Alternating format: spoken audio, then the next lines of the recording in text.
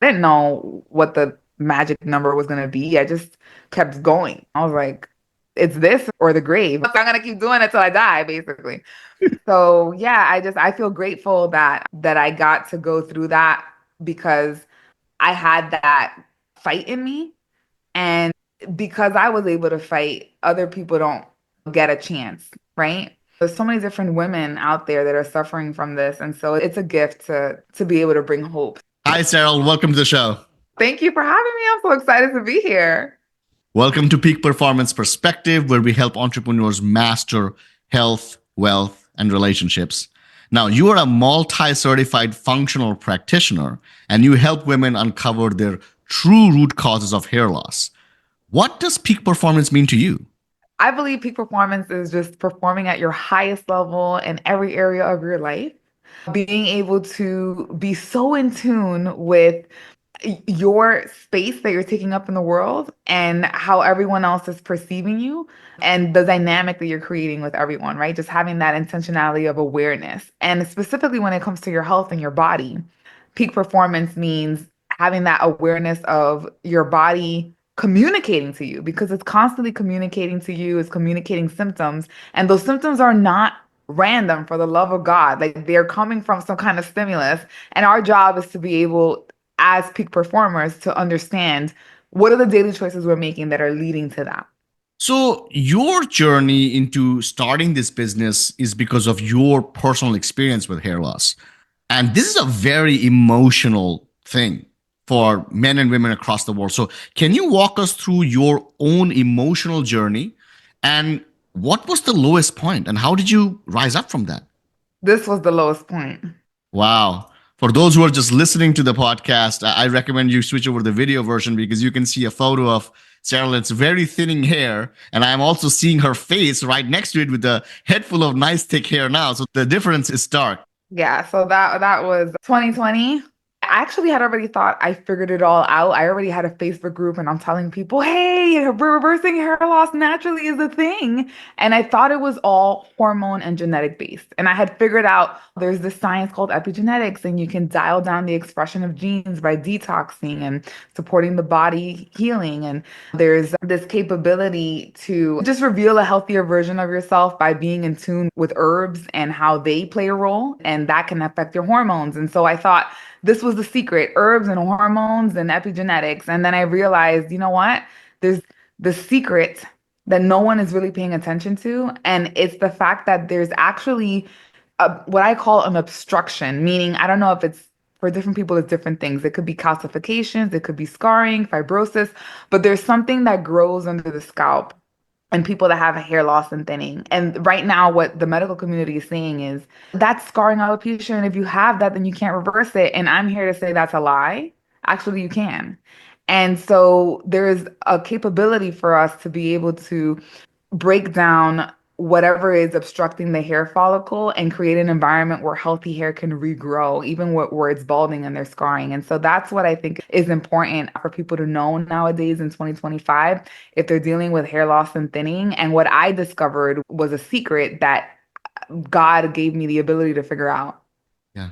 Before we dig into the secret and understand like how you solve this for yourself and so many women across the world, tell me a little bit about how this experience of hair loss shifted your relationship with your own self-image and identity. I will tell you that at the time when I looked like that, I had just broken up with the man I thought I was going to marry. And I did marry the love of my life, and I'm very happy. So I'm glad I dodged that bullet of the previous guy. But that guy cheated on me with a girl that was 10 years younger than me. And I was 33 at the time. She was 23. And so 6 months later, I look like this. Okay. And this was the stress of the breakup, the infidelity. This was mold toxicity. It was candida overgrowth. It was hormonal disharmony, the whole DHT plus estrogen dominance.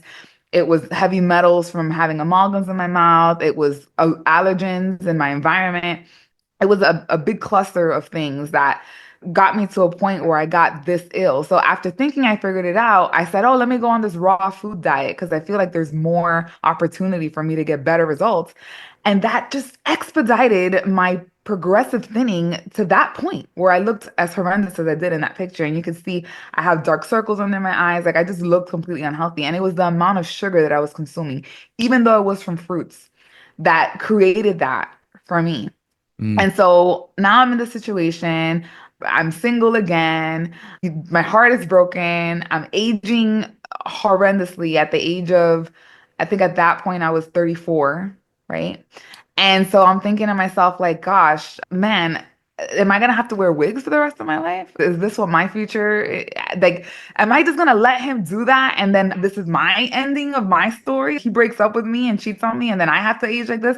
So that's why I said, you know what? I'm telling myself that I've tried everything. And you know what? That's not true. Because what about the things that weren't even invented yet? There's no way I've tried every single thing and every single combination every single time. And so that's when I said, now I'm going to try everything. And I literally spent $75,000 more or less that I didn't have in like a short window of time. Because then I really started trying everything. And part of what that included was obtaining multiple certifications in functional medicine. So I'm a certified functional nutrition counselor, which means that I have a unique understanding of the biology of the body and how food can heal and how the body's supposed to work and where it all goes wrong. I'm so a true cellular detox practitioner, which means I have a unique understanding of how the body gets intoxicated, what that does to the body, and how to detox the body on a cellular level. And I'm also a certified event interventionist. And that was all about neuro-linguistic programming and reprogramming my subconscious mind to believe that this is actually going to work, that I can actually figure this out and not give up. And so, if anyone ever goes to my testimonials page, they'll see many pictures of myself and my clients with before and after pictures. And the reason I have so many pictures of myself, particularly, is because I knew beyond a shadow of a doubt that I was going to figure this out or I was going to die trying. And there was no way anyone was going to believe me if I didn't have the pictures to prove it. And so whenever I took the pictures, it wasn't to feel sorry for myself and say, wow, I look so ugly today. It was to see, okay, all right, this is how bad it is right now. What's the area of opportunity? Oh, it's filling in here. Maybe I can get it to fill in here. Like I was looking for what was working. I was looking for the silver lining, and I was hopeful that I was going to see that vision. And so that's the state that I was in at that point to bridge the gap to where I am now. So many men and women go through this, right? But almost always we either go for conventional medicine that may or may not work, or we give up. We say, this is just aging, life is bad, life is unfair, this is how I'm going to live with it. Where do you get that energy, that drive, that motivation to say, I'm going to figure this out or I'm going to die trying? What is the source of that? That's a good question. I would say part of it was what happened with my ex and not wanting him to quote unquote win. Because if I went to age like that 6 months after breaking up with him, then it was like he was right. He was good to get the younger girl. It's like he dodged the bullet. And so I was like, that's not gonna be my story. And then another thing was, as I was working through all of my theories, right, I kept hypothesizing, and then I would try something and I would assess, and then I would try, and then I would track the results. I just stayed in communication with God because I'm like a faithful believer. And I remember there was this point in my journey where I had figured out a lot. Like I wasn't shedding as much. I had saw some shifts in my hormonal imbalances. I even saw some regrowth, but the thickness that I wanted to see, the filling in of those gaps, because I actually even had gaps at the top of my scalp in the lining that, and I'll see if I can show you guys a picture of that. But I had those gaps on the top of my lining, and I said to myself, you know what? I know that there's something that I'm missing, and this is what it looked like. Wow. Yeah, for everybody listening to it, again, I recommend you see the video. And we're looking at a very thick, parting there where hair has moved to the sides. That's crazy. Lots of scalp visibility. That's Yeah. totally not the case now. You can see. I don't want to mess up my hairdo to to show you my part, but it's not. That's not the issue anymore. And I remember sitting up in my bed, and the first thing that I would do was take my fingers and put them around my ears and try to move my scalp up and down, which I can do very easily now. But at that time, my scalp was frozen. It was stuck. There were these adhesions, and that was what I knew was the missing piece. And I was just like, man, if I could just figure this out. And at the time, I was hanging upside down on an inversion table, massaging my head with rosemary oil and peppermint oil, like doing all the things, washing it with apple cider vinegar, whatever I could get my hands on to try. and it wasn't really working. And then that morning, when I tried moving it and I was so defeated, I just looked up in the heavens and I said, God, please help me. Like, I know that there's something I could do about this. You just please let me know. And that moment, I looked through one of the channels to figure out what else I could do. And I researched something I had researched a million times before, but this time I found something different. And so like I was like, wow, maybe this could be the thing. And I was right. And it was really about the science of the glymphatic system and how our brain is supposed to drain when we go to sleep. By 60%, we have these cells called the glial cells, and they shrink in the brain when you sleep so that it can drain out all the lymphatics in your brain and this whole cranial area. And what was happening was I was having just not enough movement, not enough flow. I had my tonsils taken out, my cervical lymph nodes were inundated. There was just always symptoms of lymph congestion. And so that was hardening and creating an issue for my scalp to drain. And then whatever was left over there was potentially calcifying. And so the point is that I figured out how to make my scalp pliable again. And once I did that, boom, it was like the piece that was missing that not only expedited my results, but allowed me to change the lives of the people that have come to me with those conditions with very visible scalps. What are some of the critical misconceptions that you see people have about hair loss and frustrates you? They always think it's genetics or it's hormones. Yeah. Always. Genetics and hormones are almost commonly blamed. Yeah. Yeah, and so they think my mom was bald and my dad, and I'll show you guys, I'm not gonna look it up now, but what people that are in my community, they've seen pictures of my mom and my dad. My dad is completely bald. He's been balding since before I was born. My mom has thinning hair as well. And that's not going to happen to me because I know when my hair starts trending towards it being thinner, what to do. And so the thing is that I'm not going to sit here and say, hey, there's a cure for hair loss. And if you do this thing for 6 months, you'll never have hair loss again. It doesn't work that way. What happens is you end up becoming what I call a bellcanic, which is a master of your body mechanics to reveal your inner bell. And so this version of yourself, this identity as a volcanic, is able to use hair loss as a gift. So for instance, I was in my house and I was realizing that something was making me ill at home and I wasn't really quite sure what it was. But when I would sleep in the bedroom at night, I would have a stomach that was distended and bloated in the morning. My tongue would be white, my hair would be thinner. And I was just like, gosh, I don't really know what it is. And it comes to find out there was mold in the attic. And that was a big part of the problem that was contributing to my body responding that way. And so the important thing is to know that mold is a trigger for me, but not only mold. There was another time where like my hair was shedding and I was like it's shedding more than normal. Like, why is it? I fixed the mold. I don't see what else could be the problem. I had a comforter that was made out of feathers and pillows made out of feathers, and they were there for, I don't know, like 6 years. And the feathers disintegrated into dust, like the actual peak that keeps the feather together. I just thought, oh, I'll wash the pillow covers and that'll be fine. All my decorative fancy pillows that nobody really uses, they just got to take them off the bed every night. And when I was like fluffing the pillow, bunch of dust started coming out. And like instantly, it's pain in my scalp and sinus issues and super thirsty. My mouth was super thirsty. And it's like the solution to pollution is dilution. So the body will take water out of the colon and into the bloodstream to minimize how quickly toxins are being sent through your kidney. Right. And so it's my body's telling me that this is a poison. And yeah, for the next couple of days, I was dealing with more shedding, but I figured out the trigger, controlled the trigger, removed the trigger, and then supported my body to get back to homeostasis sooner than later. And so it's like I know what turns it on and I know what turns it off, and I know how to manage living my life with hair so I never have to buy wigs and I'm working always towards being the healthiest version of myself so that I'm less and less susceptible to an episode. And so that really comes down to detoxing and supporting certain aspects of your health, like your digestive system and your nervous system and things of that nature. But we can jump into those rabbit holes if you want to. But the point is that what's important to know is that it's not genetics. You have the genetic tendency, but it's not your destiny. It's not your doomsday. You can't escape it.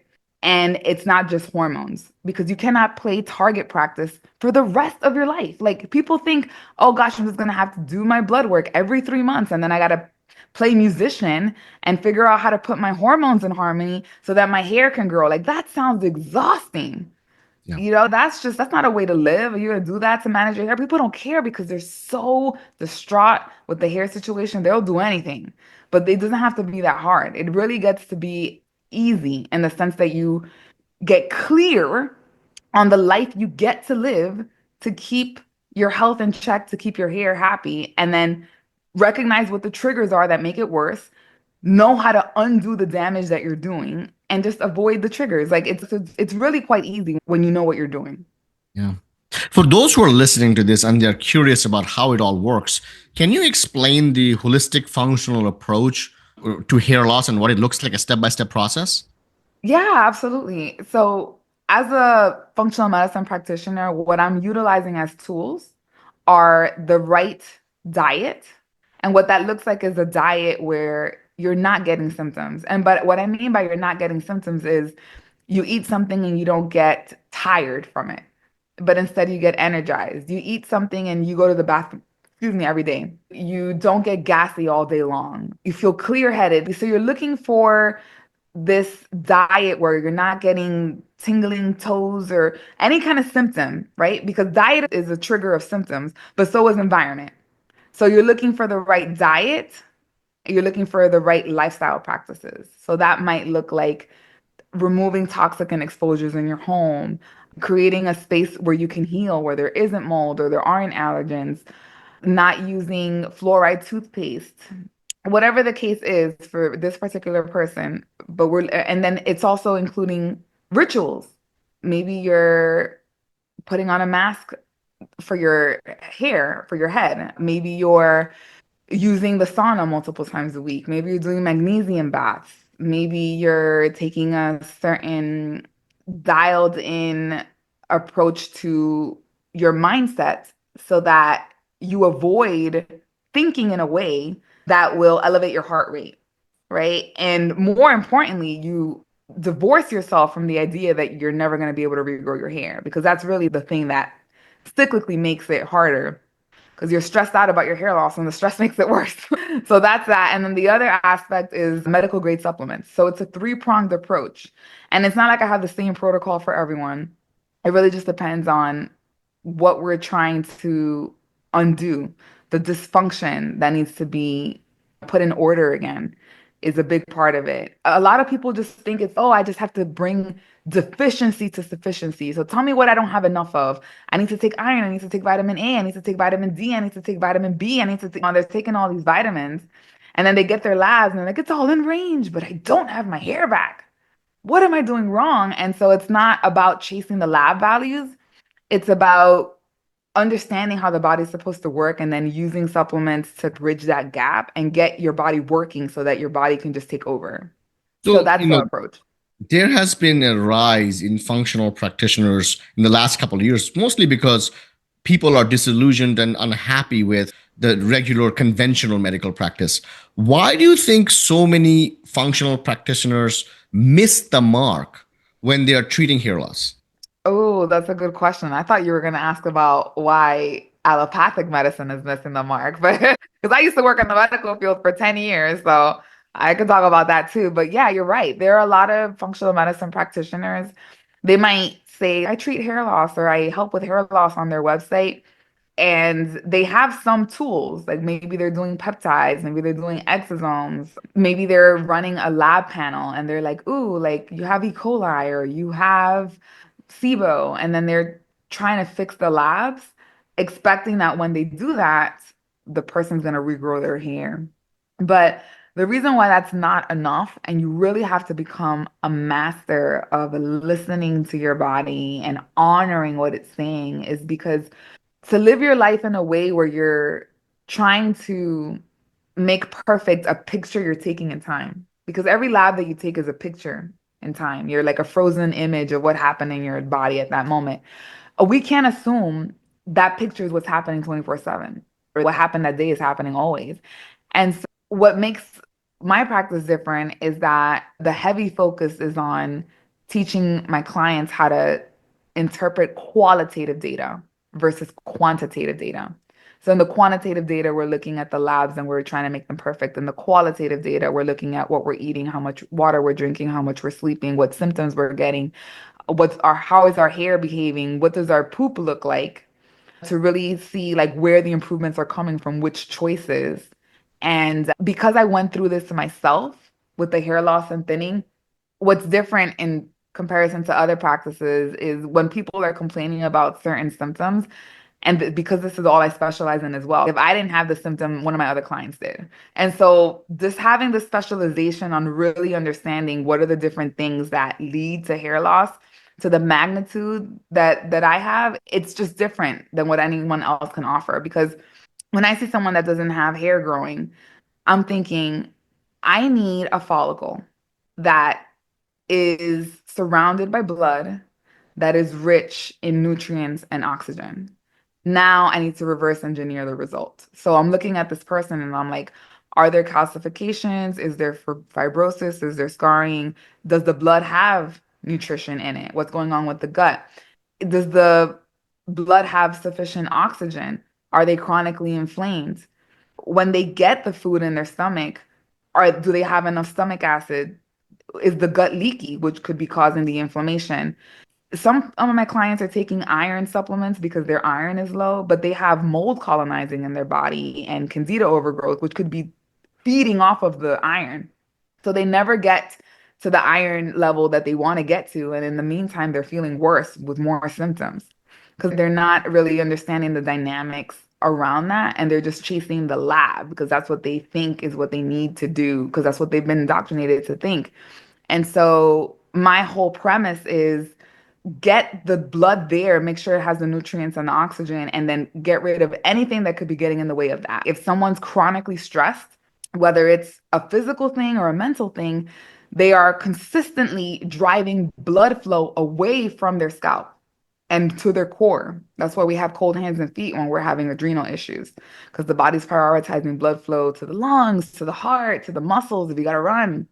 And some people get that stress response from eating a burger at McDonald's, but they eat that 3 times a day. And so it's like they're never really getting the blood flow there. And so I'm looking at that and I'm looking like, how can I make the blood more, how can I make it behave better? Like, how can I make it more liquefied and able to flow easily? And a big part of that is lymphatic flow. And knowing that the brain is supposed to detox at night and like just being able to restore flow. And then I can't restore flow if there are too many toxicants, because that's part of the problem. And so it's like, all right, let me support the liver, let me support the kidneys, and then let me try to restore the flow. So I don't have a congestion, because if I have a congestion and the cervical lymph nodes get congested, then the hair goes. And a lot of people that are into functional medicine, they're like, let's detox. And then they do that, and the person lose more hair in the process. Why? Because they're genetically susceptible to that. And this practitioner went too hard with the detoxing, and they weren't, their main objective wasn't to support the hair and make sure the hair grew back. So I'll have clients that'll start detoxing, and for some of them, we're going too aggressively. We'll put the brakes. We'll introduce more binders, or we'll do different things to support them, because the main objective is to make sure they regrow hair. And so I have a lot of compassion and love for my clients because I know how much they're suffering, because I went through it. Like, I went through the late night Googling. I went through the crying spells. I went through not wanting to take selfies or go out because I hated the way that I looked. I went through feeling self-conscious about which direction the sun is shining in because I didn't want the bald spot to show. I went through all of that. And so I really understand. And so there might be some practitioners that think, oh, but your hair doesn't really look that bad. Because I had functional practitioners say that to me. And I was just like, okay, clearly we are not aligned because this is the main reason I'm here. So no, I do not want to spend $10,000 on ozonated blood if that's not going to, if you can't guarantee that's going to regrow my hair. And that was going to be my next question, that there are such deep emotional wounds associated with hair loss. How do you coach your clients through those things?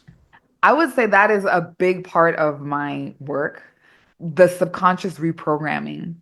So there are different ways that I address that. I do have a 10 module course, and one of the modules in the course that people get when they coach one-on-one with me is all about the mindset and like re-identifying yourself as the woman that's already regrowing her hair and just being so in touch with the pain that staying in this pattern is causing you. Right? Like the not being able to feel confidence, the not feeling worthy, like all those things. So being really aware with what's the cost of staying this way, and then how are you going to feel when you get the result? And then I have a group coaching component to what I offer. So when people are in my containers, like they'll see their neighbor, meaning the other girl in the group, start getting results. And so they're not thinking, oh, another thing that's not going to work. They're thinking like, oh, how long did it take you to get the results? What did you do? Maybe I'm next. And so that does eliminate some of that barrier of thinking like this isn't going to work because they're seeing other people around them get the results. And so that helps retrain them. And then I do have clients, that because my clients have capacity to message me and voice note me with my offer.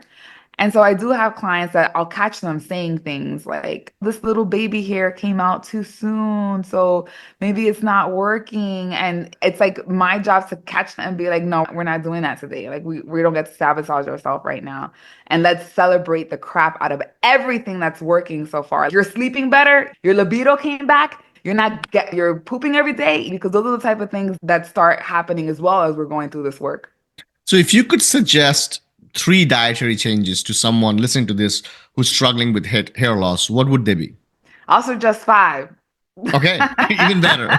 I would say that there are five top trigger foods that, when eliminated, the majority of people experience a drastic change in not just hair shedding, but or worsening of the thinning, but just overall symptoms in general. And they are sugar of any kind, meaning like too much fruit, too much date sugar, too much coconut sugar. Agave is an imposer health food. It's not even like a good sweetener. The glycemic index is way too high. So just sugar, anything that's sweet, because there's sugar in almonds, there's sugar in oatmeal. So be mindful of the sugar. Stay between 20 to 25 grams of sugar a day if you can, if you're trying to live an anti-inflammatory lifestyle. So sugar, gluten, okay? And gluten is a culprit when it comes to leaky gut. And it's just inflammatory these days because the original wheat that we were creating and growing has been alternated to quote unquote end world hunger. And so there was like the scientist, I forget his name, he won the Nobel Peace Prize because he created a new strand of wheat that grew shorter. And because it grew shorter, the stalk wouldn't bend in half and they wouldn't lose half the harvest. But what they made with the shorter stalk is a more glutinous grain. And there's wheat in all these things, and gluten has become a recent problem that somewhat recent. It's been a problem for a while, but we're starting to understand more why it's a problem. And it's because of how the wheat was hybridized. It's inflammatory. It's harder for us to digest. So that's one. And then corn and rice also have gluten in it. They just have a different type of gluten. So they can get away with labeling it gluten free. But there's nothing gluten free about rice and corn. And Dr. Peter Osborne from the Gluten Free Society was the one who put me onto that. And when I cut that out for myself or my clients, we saw huge differences and how we were feeling. Like the fingers that have our rings were not as tight. The shedding, the pain on the scalp, like so many different things were subsiding. The bloating, all these things, sleep was better. And then the last one is dairy. And I would say dairy is one of the things that when you've done enough gut healing work and you have been able to help your body create enzymes that help you with that, breaking down the dairy, and you don't have leaky gut anymore. Like, I think it's one of those foods that you can reintroduce sparingly and not really see much of an issue. But in the beginning, it tends to be when you're super toxic and just not feeling well, it could be a mucus forming food. It could be a food that you eat it and you feel like a lump in your throat and your sinuses get affected. If it's ice cream, that has sugar and it has dairy, right? So there's different things that could be adding to it. But yeah, dairy is something else that could be part of the problem until we do more gut healing work. And do I say you must never eat sugar, gluten, or dairy or corn or rice again to regrow your hair? No, I don't, because I have in my protocol and my arsenal what I call the Volcanics Damage Protocol. And it is literally a protocol that I created so that when I go on vacation, I literally just came back from my honeymoon not so long ago, and I was having the unlimited drinks. I wasn't getting drunk though, because I'm Christian, but I was having the corn and the rice and the cheese and all the things. And I was being very intentional with the supplement protocol around those meals so that I wouldn't suffer that much damage to my hair while I was indulging. Now, it was a short period, it was about 5 days.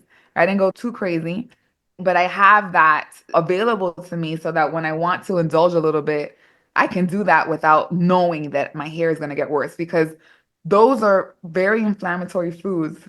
And there are more inflammatory foods for other people. Like some people, myself included, cassava can be a trigger for me.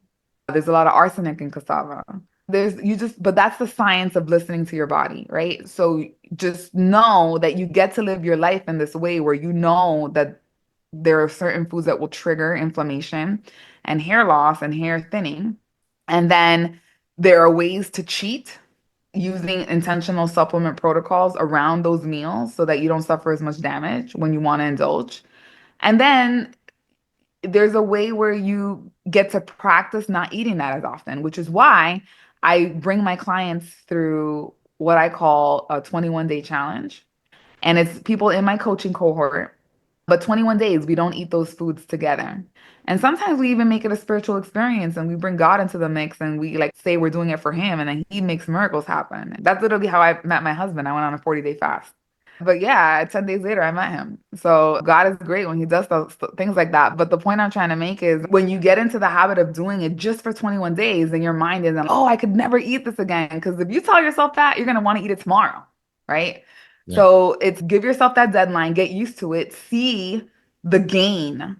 By the end of that, you're not going to see it as painful to let it go because you're going to see how much you gained from it. Like you lost weight, your hair, da, da, da. So now it's easier to have that be more of your lifestyle and then just plan the cheating episodes in and just be aware of like really aware of all your triggers, both food wise and environmentally. Like all the triggers is what you need to identify if you want to reverse your hair loss naturally.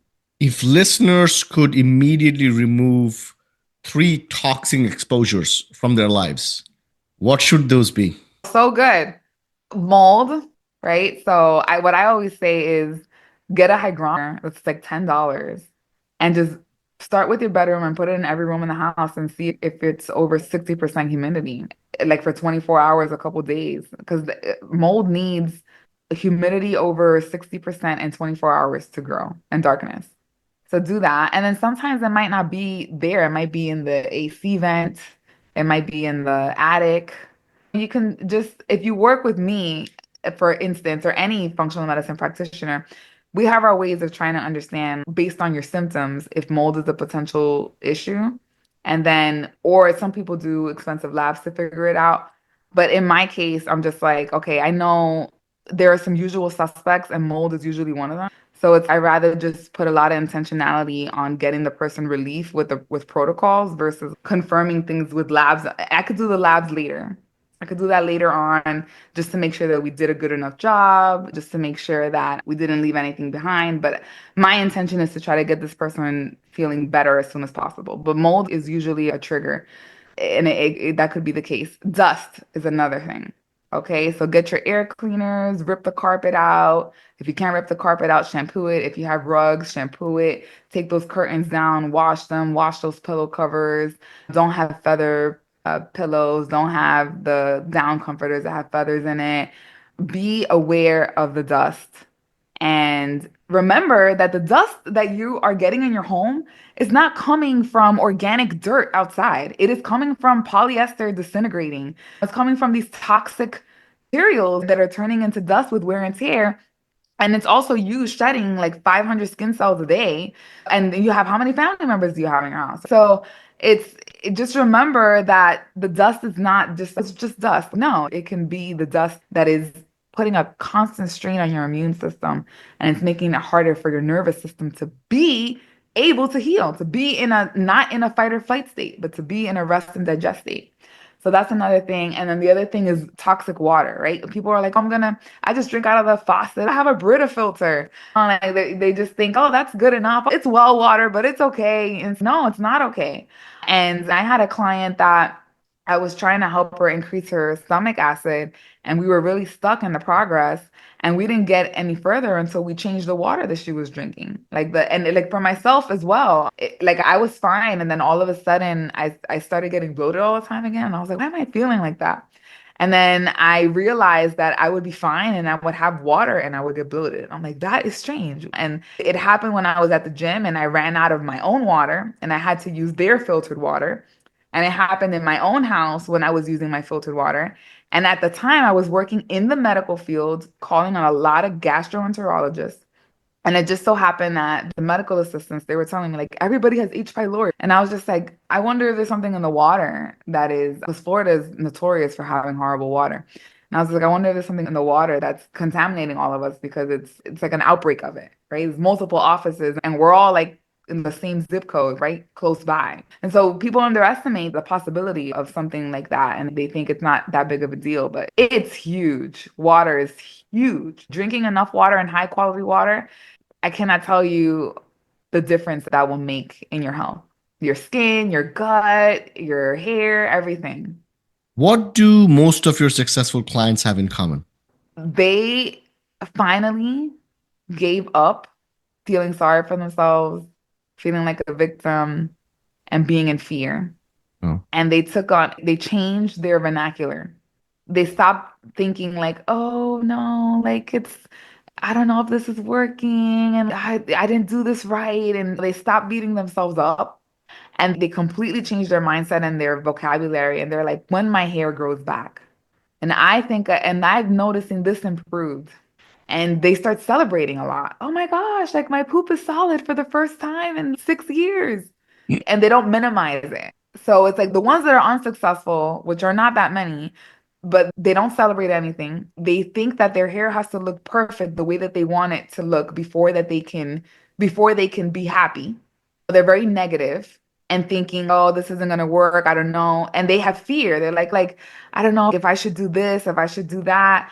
And they don't believe. Like I tell them like, "Hey, I think that the RV that you're living in is a part of the problem because you go to sleep and when you wake up, your scalp is stiffer. And I want you to like really start noticing that. And I know you did a lot of work with your diet. I like look at the how much the shedding you have. But I think this is the missing piece. And it's no, it can't be that. Okay, but now the lady like moved to another place and she's understanding like, oh my God, it was that. But she just didn't want to do that to her family. She didn't want to be the reason why they couldn't live this RV life. But the RV is freaking killing her. So it's like that resistance. And like I had another client that she had done this whole renovation with the mold, right? She did the micro cleaning, she had done some clean the ducts, all this stuff. And she still was having a racing heart every morning when she woke up, still feeling bloated with a white tongue. The shedding was better, but the hair wasn't really thickening as much as she wanted to. And she just wasn't really sure on like what was missing. And I said, do you notice that every time you go on vacation, even though you're not eating as well, your hair is better, you're feeling better, you have a lot less symptoms. Do you notice every time you come back from vacation, your son gets eczema? And then she's just, oh my gosh, I didn't want to believe it, but I think you're right. I'm like, go test it. Go, don't sleep in your bedroom. Go sleep downstairs. She started sleeping downstairs. She's like, my heart doesn't race anymore in the morning. Come to find out, she had a mold dog come in. They ended up finding that there was mold in the walls because the house was older. They had asbestos. And so there she's thinking, do we move? Do we fix the house? Let's get a home equity line of credit, fix the home because that's an investment, right? Now you get to sell that to someone else who's mold sensitive and you tell them, hey, the house is safe, right? If you ever want to move out, which I doubt you're going to want to once you went through that process of making it a safe haven for you and just believe that you get to do that. And so that's the difference. Like the people that believe and the one, if you're thinking like, oh, but I'm doing this, but I changed my diet, but I'm taking the supplements, you're not going to make it. The energy needs to be in like, okay, I changed my diet. I'm taking these supplements. How else can I change my diet? Is there anything missing? Okay, what else? Maybe there's something in my environment. Like you have to remain in that detective mode, having the certainty that there is something else that you haven't figured out yet. Because if you had, then you would have regrown your hair. So it's like you have to have this belief that it's going to happen. And to have that belief, what's in alignment with that is always uncovering what's the missing piece. What can we do next? And just diligently, carefully, and confidently just thinking through the process. And then together we figure it out with my clients. And I can tell you another story very quickly. I had a client that we had gotten her some results and her hair starts shedding less and it's thickening in and all of a sudden her hair starts shedding more and it's getting thinner and she's, oh, I don't know, like I feel like I'm doing everything so perfectly and like I don't know why. First of all, in the beginning she didn't even realize that she was getting the result. And she was saying, I don't know if this is working. I was like, out of curiosity, can you just take a picture of what your hair looks like now? And then when she sent it to me, I was like, look at where you were and look at where you are now. Do you not see the difference? She's like, oh my God, it is working. But she was just so in this energy of, I don't know, and fear that she couldn't realize it. So after that part, it's like it was working. We established that, but it starts getting worse again. So now we're putting our heads together. Okay, what are we missing? Come to find out, she was being so militant with the diet. She wasn't eating enough. That was a problem. Come to find out, the spironolactone that she was on, in the beginning, it was a crutch. And she was like, I don't want to stop because I don't know if it's going to make my hair worse if I stop it. We did so well with helping her heal that the same spironolactone ended up becoming a deterrent. And it ended up messing up her hormones after we had done some work to make her feel better. So she tapered off the spironolactone, which she wanted to do anyway because she wanted to have babies. So she tapered off the spironolactone and she added more food into the diet. We did a little bit more cleanup in the environment, and then her hair normalized again. And so it's really about having that diligence and understanding like, hey, there's a way where my hair doesn't have to fall out prematurely and it doesn't have to thin out. And if it's happening, it's not, oh no, this is my fate. It's, oh good, what do I get to learn? Yeah. Looking back at your own life and your own journey, what are you most grateful for when it comes to your own hair loss? I am grateful that I have the privilege to be able to help other people. I think it's such a low place to be in. It's so harsh, it's so traumatizing that it's really an honor to be able to like transform lives with God's help. I don't even want to take the credit for it because I feel like He guides me, and I pray for my clients all the time. But it was hard for me going through it. I spent a lot of money that I did not have. I had to remortgage my home and I sold my car and I got into a bunch of debt. Like I didn't know what the magic number was gonna be. I just kept going. I was like, it's this or the grave. So I'm gonna keep doing it till I die, basically. So yeah, I feel grateful that I got to go through that because I had that fight in me. And because I was able to fight, other people don't get a chance, right? And like there are mothers and grandmothers, right? Like a lot of the women I help are in menopause and just people that want to get married. There's so many different women out there that are suffering from this. And so it's a gift to be able to bring hope. So that's what I'm grateful for, that I had the fight in me. That I said with God's help that I was going to make it happen and that I did and that I could help people. Sarah, tell our audience how they can connect with you. Where can they find you? Tell us what's going on in your life. Yeah, well, I feel like you guys know so much about me already, but if you guys want to connect with me, my Facebook group is a good place to go. It's called Reversing Hair Loss Naturally. And I go live in there once a week to teach and answer questions. So it's just a good way to be in my energy and learn from me consistently and pick my brain.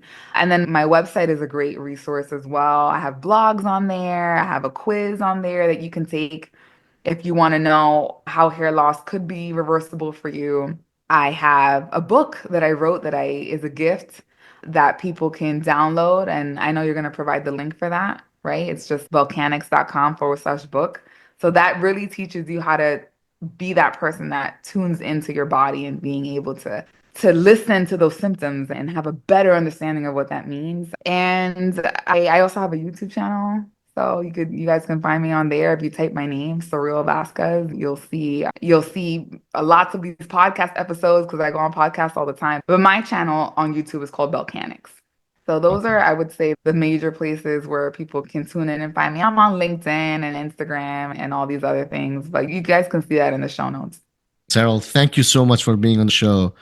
Not only are you providing a solution that millions of people across the world struggle from, you're really elevating their personality and their being as well.